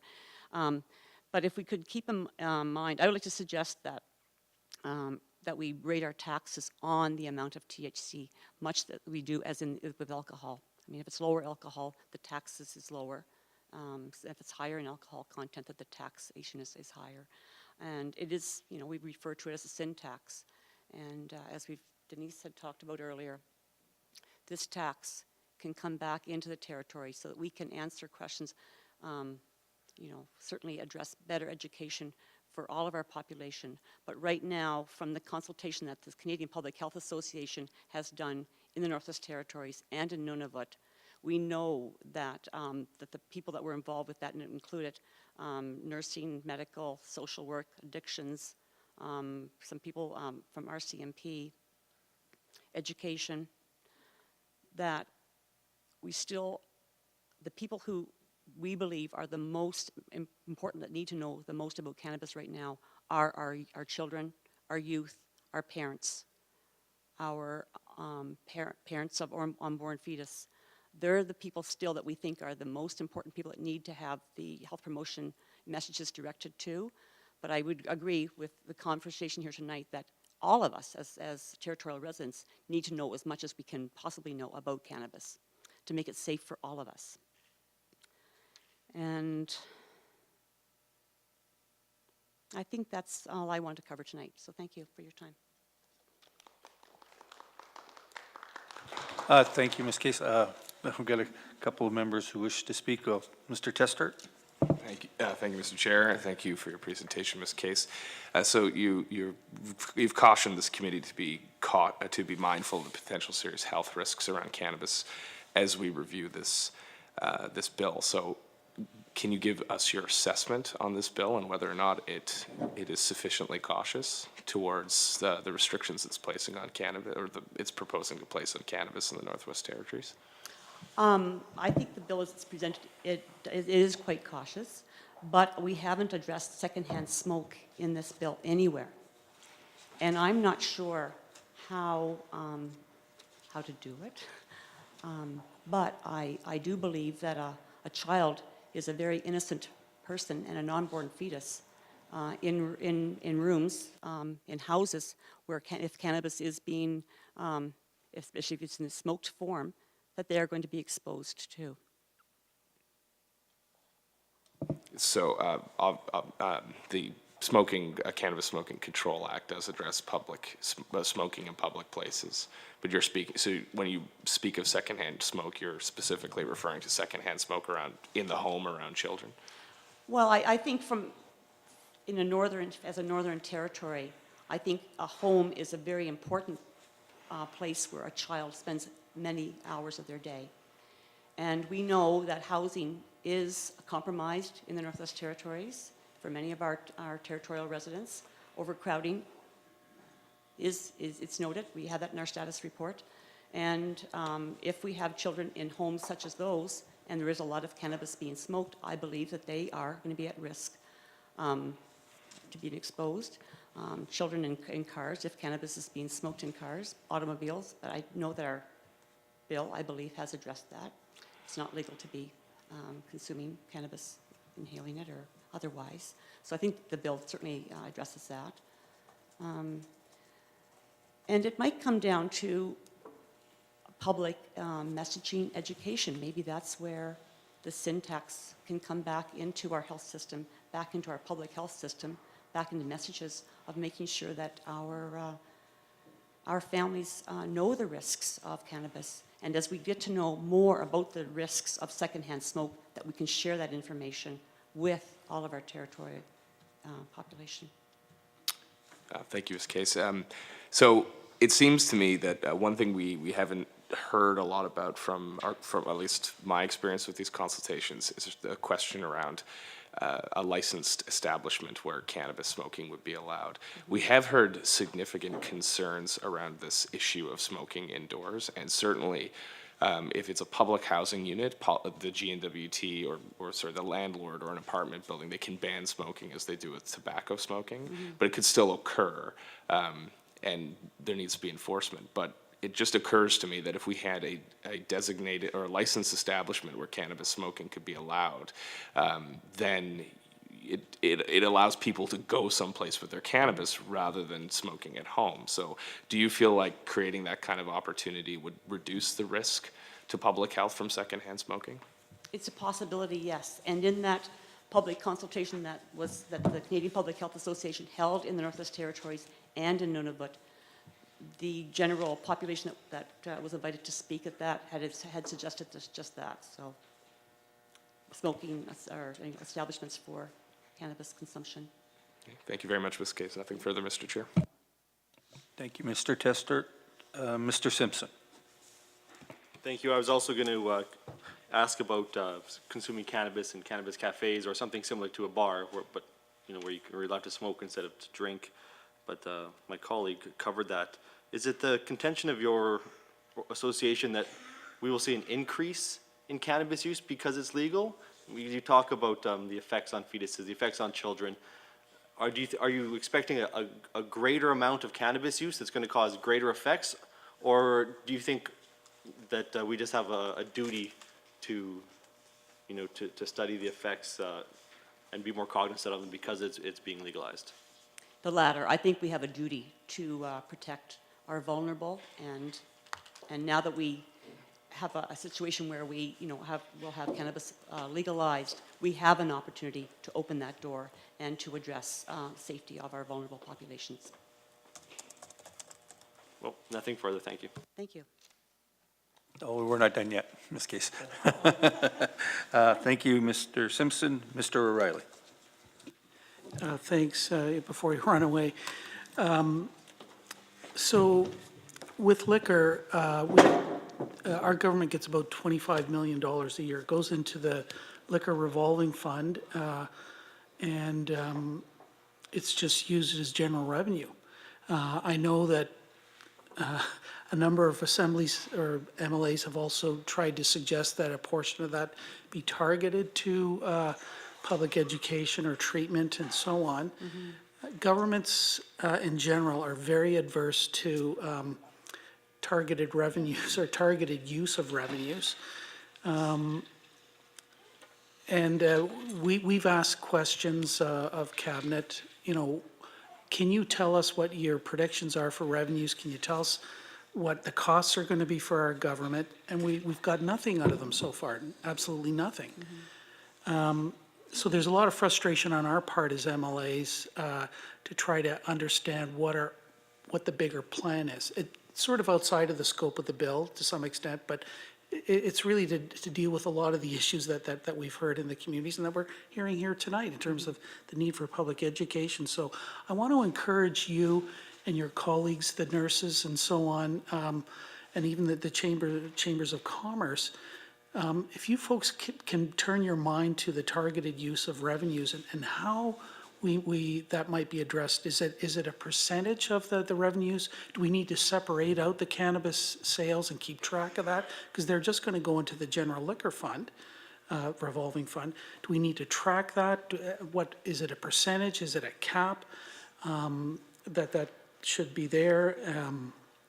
What type of education? Or so I'm encouraging you folks to to think about some specifics there in terms of the targeted use of revenues. And you may not have the answers here tonight, but I want to encourage you all to think about that, and if you can turn your mind to that and help us as we move through that, because we've heard the same issue in a lot of the small communities.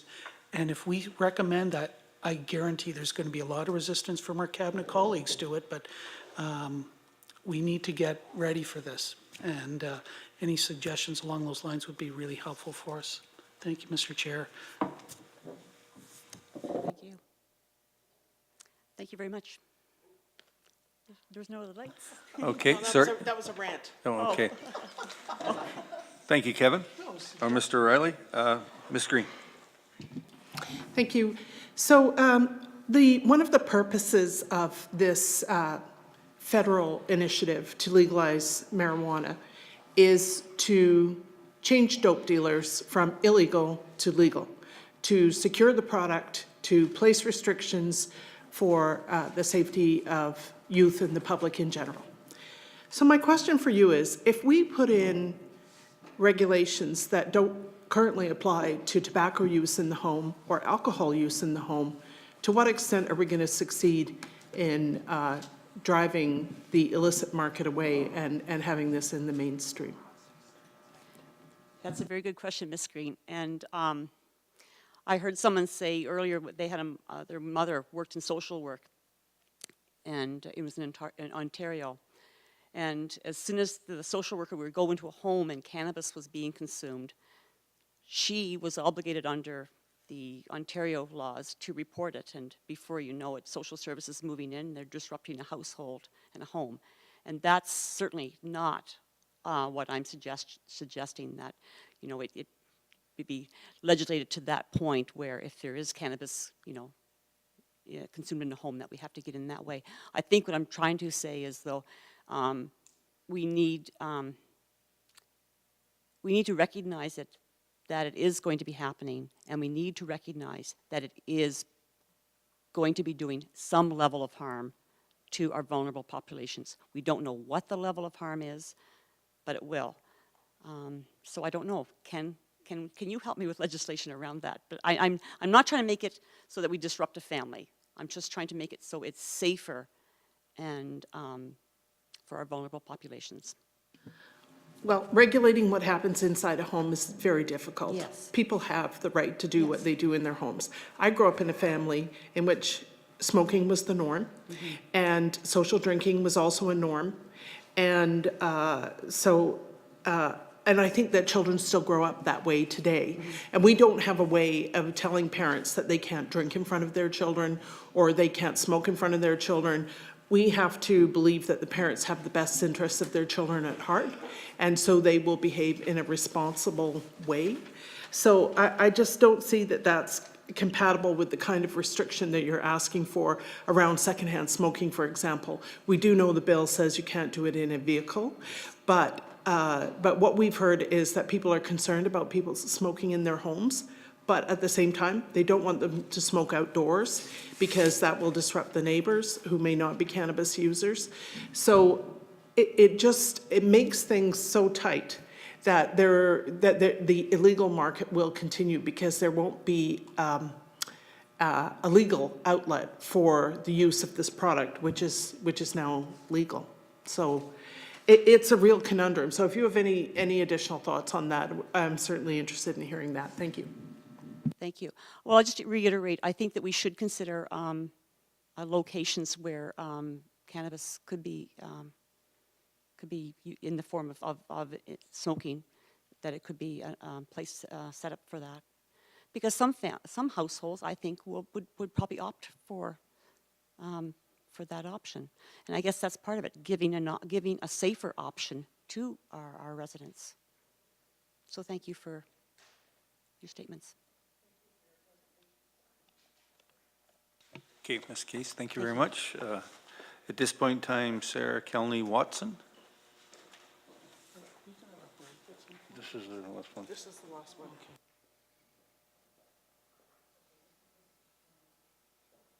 Hi there. As an entrepreneur and a small business owner in the NWT, I'd firstly like to echo both the Chamber's comments and ask the GNWT to encourage competition, as the GNWT proposed position only is going to further entrench monopoly positions in the various economies in the NWT. More thought should be provided to opening the vendorship up to the businesses and entrepreneurs to encourage competition. Further, I would like to ask the committee to confirm that consideration is being made for the regulation of the secondary products that can be associated with the cannabis plant, specifically the leaves, as any part of the cannabis plant is considered Scheduled 1. As I currently have an interest in the off-cut leaves of the plant for my floral designs, as I own a flower shop. And pardon my pun, but as it stands, I have no opportunity to grow my business. Thank you. Okay, Mr. Testart. Thank you, Mr. Chair, and thank you, Ms. Calnay-Watson. It's good to, I know you are a constituent of mine, and it's good to have Cam Laker speaking on this issue tonight at our public consultation. On this issue of the secondary products of cannabis, are you aware of any other regulations that exist in other provincial jurisdictions that have been proposed or that the federal government has jurisdiction over? Currently, I haven't heard anything with regards to the secondary byproducts, specifically the leaf as it pertains to floral design. I do know that as a floral designer, we are interested in how we can use plants and things that we find around us to use in our designs. I currently haven't looked too much into it, as just this past weekend I was asked to do a wedding for an individual with ALS. And how he wanted to use parts of the plant within his product, and this kind of popped into my brain about, oh, it is a beautiful plant. How could we possibly legislate it for us to use this plant within our designs? And I know that the leaf itself isn't something that would be a drug per se, but it's just the leafy greens, and that's something that I was looking into more consideration. So I was just found that it was a perfect opportune time to ask you guys about the secondary product of the cannabis leaf, as it is falls underneath Schedule 1, as you've considered the whole plant in your bill. Thank you. And you're quite right, and the bill does not make the distinction between the other parts of the plant. This is an area that has only just been raised that I'm aware of. We did not hear this concern on our previous consultations, but it is something we'll take into consideration and see how to go about looking at this issue and whether or not there are concerns around access to cannabis products, or if indeed secondary cannabis products are not, are able to be not be consumed, because what we don't want is a backdoor outside of the regulatory process. I just want the beautiful leaves. and yeah, so I think we need to do a bit of finessing on that, but thank you for bringing it forward. And so my other question is, you mentioned growing your business as an entrepreneur. So do you have an interest in becoming a cannabis vendor? Is your interest purely related to? Currently, as it stands right now, my interest is purely for the leaves within my floral industry. However, I do have an entrepreneurial brain, but it would be considered more down the lines when the regulations towards edibles and products like that. But as it stands right now, my sole interest is in the secondary products of the cannabis plant. Thank you very much, Ms. Calnay-Watson. Nothing further, Mr. Chair. Okay, thank you very much. At this point in time, is there anybody else? Thank you very much. Is there anybody else that wishes to speak? Seeing none. Do members agree that this agenda item is concluded? Agreed. Okay, thank you. On behalf of the committees, I would like to thank everybody who joined us here today. As MLAs, it is a privilege to be here and hear directly from you. When we make our report in the upcoming May-June sitting in the Legislative Assembly, we will highlight the feedback we have received during these meetings and other public presence submissions. If you have any other questions about the bill or want to make a written submissions, please talk to our committee clerk. And you can also go visit our website, which is www.assembly.gov.nt.ca. I will now adjourn this public meeting, and thank you very much for attending. Maybe mention that planning on reporting the bill in sections, and when section starts at whatever.